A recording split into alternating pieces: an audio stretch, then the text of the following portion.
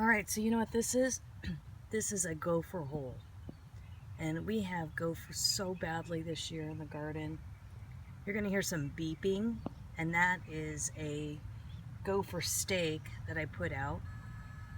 And that, I don't know, jury's out whether this is working or not, the stakes, because I did put this in a plot over here, and these are battery operated, and it's really meant for compact soil. It's supposed to vibrate in addition to doing the beeping sound, and I just think maybe the soil is just too loamy for the gophers.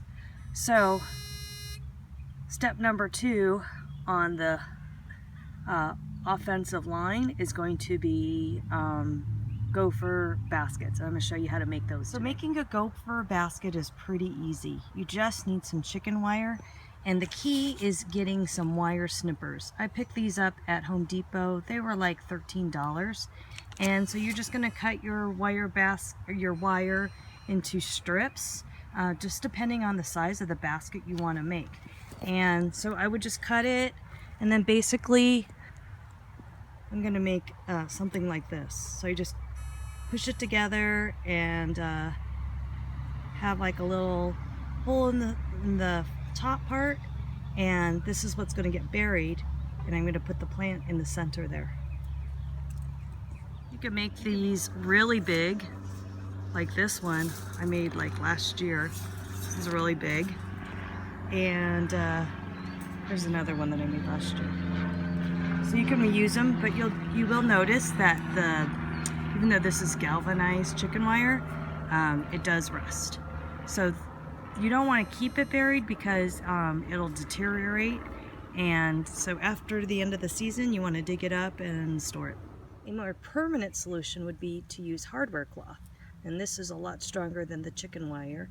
And in my cinder block raised bed, what I had to do is I used these little holes here as extra planters. And what was happening, the gophers, I noticed this fall, discovered this, and they were eating the freesia bulbs. So I had to dig out each little hole here and put this at the bottom, and then put the dirt back on and plant again. So ideally, what you should do when you're building one of these things and you have gophers is lay this down before you fill it with dirt, but I didn't do that, so this is option number 2. Okay, so basically I took a strip of the chicken wire and it's folded in half, and then I'm just going to turn these ends like so. You could twist them if you want to secure it. And these pokey parts are good because then the gopher will come up to this and try to eat the root of the plant, and then it'll poke them and then they stay away.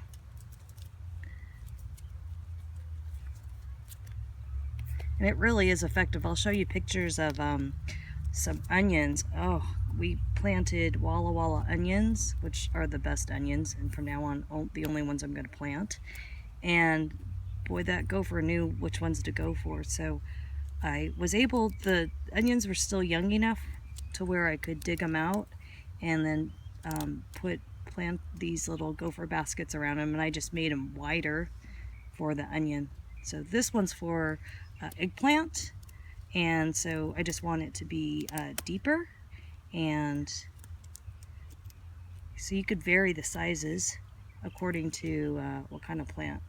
I did tomatoes. I mean, I was really surprised all the stuff that the gopher likes or tries to eat, and they like young corn, so pretty much anything from now on I'm going to plant in a gopher basket. So that's how easy it is to make these things, and I hope you learn something, and hope you're having a gopher-free growing season. All right, until next time, remember, life after 40 is good, and take care. Happy gardening.